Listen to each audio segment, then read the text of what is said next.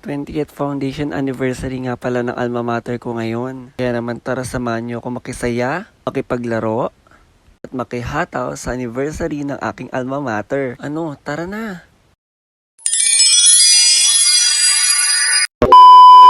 Madaling araw pa nga lang ay busy na ang lahat para sa paghahanda sa 20th anniversary ng Stella Maris Academy of Malolos. Alma mater ko nga pala guys. Kaya naman todo abala sila sa paghahanda sa kanilang mga float. Sa unang araw nga kasi ng intramurals ay naganap nga ang motorcade. At pagkatapos naman ay ginanap ang Thanksgiving Mass.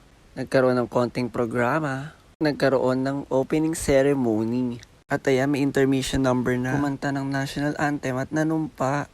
At ang pinaka-highlight dito ay ang lighting of the torch na sinundan ng pag-raise ng mga flags. O diba, bongga?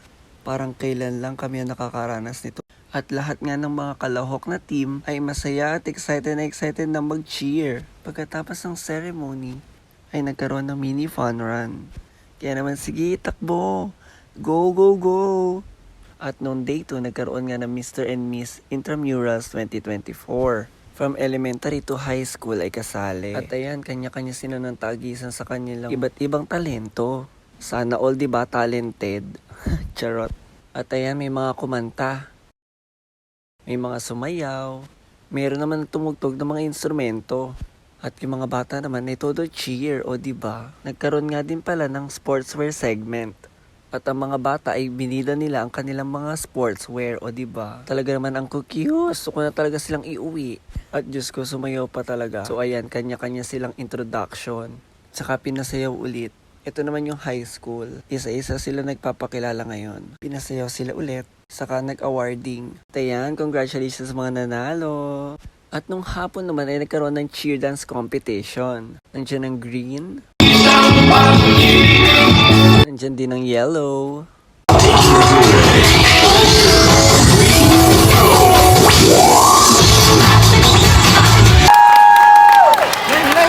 May blue team din syempre.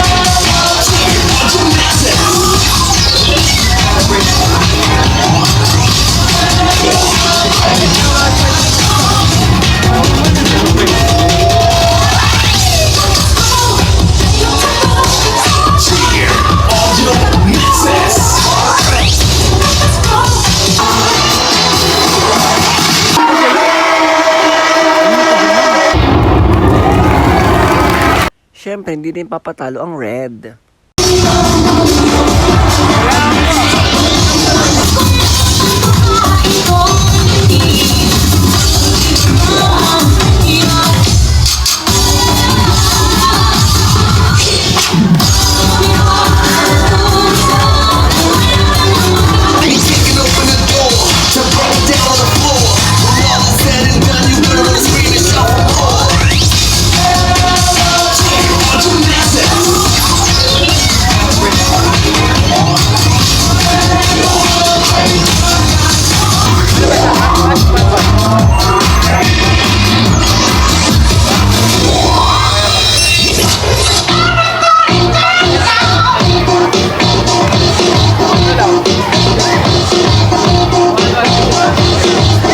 Nandiyan ulit ang green team ng high school.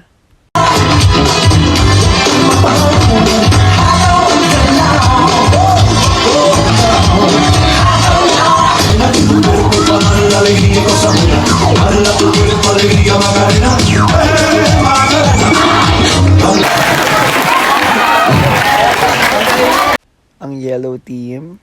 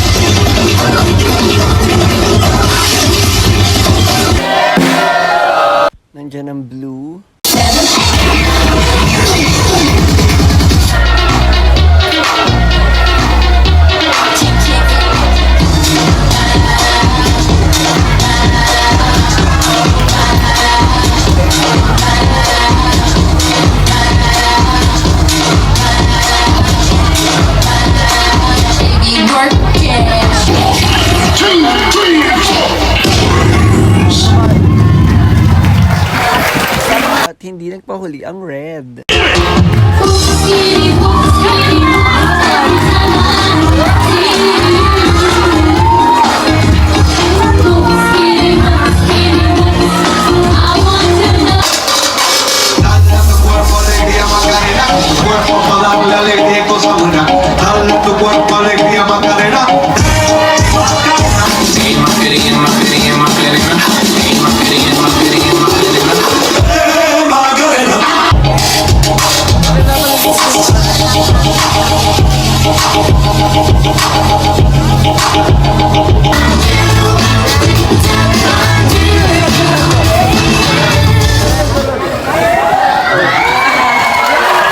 Sa tingin nyo, sino nanalo sa kanila? Dilaw, berde, pula, o asul?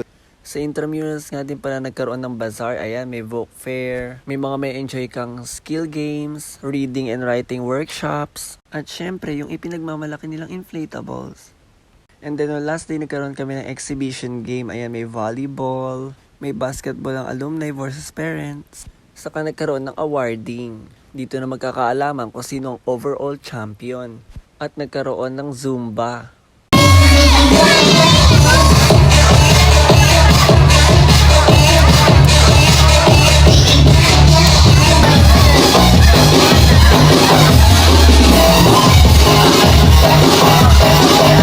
At dito in-announce ang overall champion. At red team nga ang nanalo. Congratulations! That's it for today's mini vlog. I-follow nyo na ang aking mga social media accounts para maging updated kayo sa aking mga vlogs. Thank you guys!